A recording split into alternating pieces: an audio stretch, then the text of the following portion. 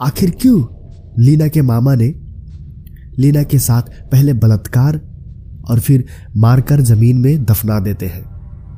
चलिए जानते हैं इस कहानी के साथ। मध्य प्रदेश के होशंगाबाद जिले की सोहागपुर में जमीनों के दाम उम्मीद से कहीं ज्यादा बढ़ रहे थे, क्योंकि यह दर्शनीय स्थल की मशहूर जगह पचमढ़ी के नजदीक है। इसके अलावा सोहागपुर से चंद किलोमीटर की दूरी पर एक और जगह मड़ाई थी। इसकी वजह वाइल्ड लाइफ का रोमांच और यहाँ की कुदरती खूबसूरती है।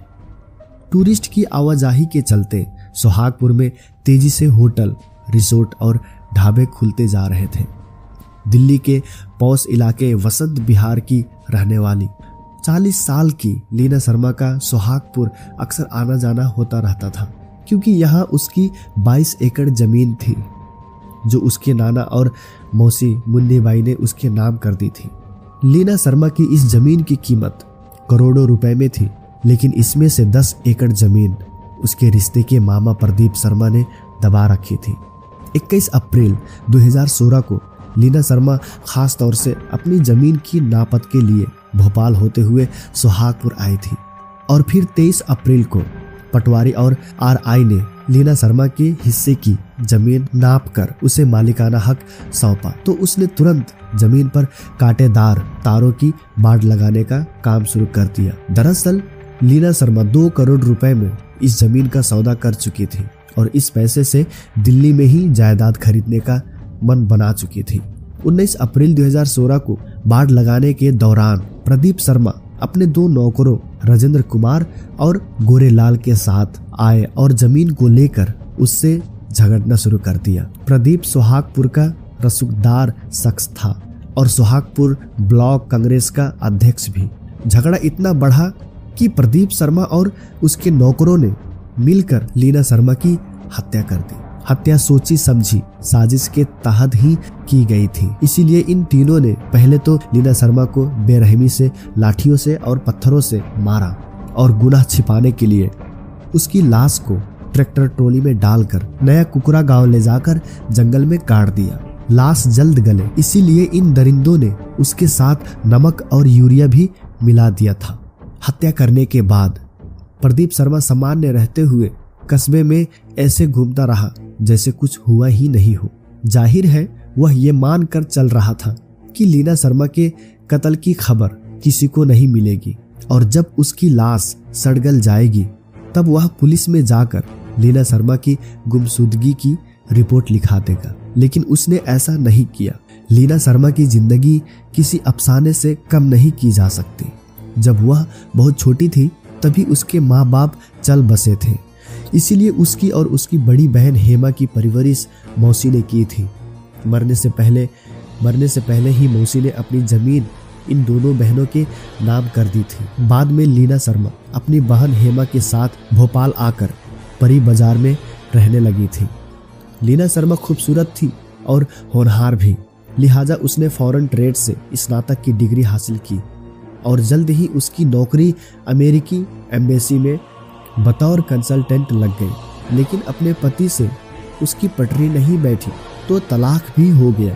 जल्द ही अपना दुखद अतीत भुलाकर वह दिल्ली में ही बस गई और अपनी खुद की कंसल्टेंसी कंपनी चलाने लगी। 40 साल की हुई तो लीना शर्मा ने दोबारा शादी करने का फैसला कर लिया, लेकिन शादी के पहले वह सोहागपुर की जमीन के झंझटों को निपटा लेना चाहती थी। पर रिश्ते के मामा प्रदीप शर्मा ने उसके मंसूबों पर पानी फेर दिया। लीना शर्मा की हत्या एक राज ही बनकर रह जाती अगर उसके दोस्त उसे नहीं ढूंढते। जब लीना शर्मा वक्त पर नहीं लौटी और उसका मोबाइल फोन बंद रहने लगा तो भोपाल में रह रही उसकी सहेली रितु शुक्ला ने उसकी गुमशुदगी की खबर पुलिस कंट्रोल में दी। पुलिस ने मामले को गंभीरता से लेते हुए प्रदीप शर्मा से संपर्क किया तो वह घबरा गया और भांजी के गुम होने की रिपोर्ट सोहागपुर थाने में लिखाई, जबकि वही बेहतर जानता था कि लीना शर्मा अब इस दुनिया में नहीं है। देर से रिपोर्ट लिखाए जाने से प्रदीप शर्मा एक शक के दायरे में आए और जमीन के झगड़े की बात सामने आई तो पुलिस का शक यकीन में बदल गया मामूली सी पूछताछ में प्रदीप शर्मा ने अपनी जुर्म कबूल कर लिया, लेकिन शक अब लीना शर्मा की बहन हेमा पर भी गहरा रहा है कि वह क्यों लीना शर्मा के गायब होने पर खामोश रही थी। कहीं उसकी इस कलयुगी मामा से किसी तरह की मिली भगत तो नहीं थी। इस तरफ भी पुलिस पड़ताल कर रही थी, क्योंकि अब उस पर सच सामने लाने का दबाव बढ़ता जा रहा है। लीना शर्मा के दिल्ली के दोस्त भी भोपाल आकर पुलिस के अफसरों से मिले और सोहागपुर भी गए। हेमा के बारे में सोहागपुर के लोगों का कहना है वह एक निहायत ही झक्की औरत है, जिसकी पागलों जैसे हरकतें किसी सबूत की मोहताज नहीं। खुद उसका पति भी स्वीकार कर चुका है कि वह एक मानसिक रोगी है। अब जबकि आरोपी प्रदीप शर्मा अपना जुर्म कबूल कर चुका है, तब कुछ और सवाल भी खड़े होते हैं कि क्या लीना शर्मा का बलात्कार भी किया गया था, क्योंकि उसकी लाश बिना कपड़े में मिली थी और उसके जेवर अभी तक बरामद नहीं हुई है। आरोपियों ने यह जरूर माना कि लीना शर्मा का मोबाइल फोन उनमें से एक ने चलती ट्रेन से फेंका था। लाश 15 दिन पुरानी हो गई थी, इसीलिए पोस्टमार्टम से भी बहुत सी बातें साफ नहीं हो पा रही थी। दूसरे सवाल का ताल्लुक पुश्तैनी जायदाद के लालच का है कि कहीं इस वजह से तो लीना शर्मा की हत्या नहीं की गई है।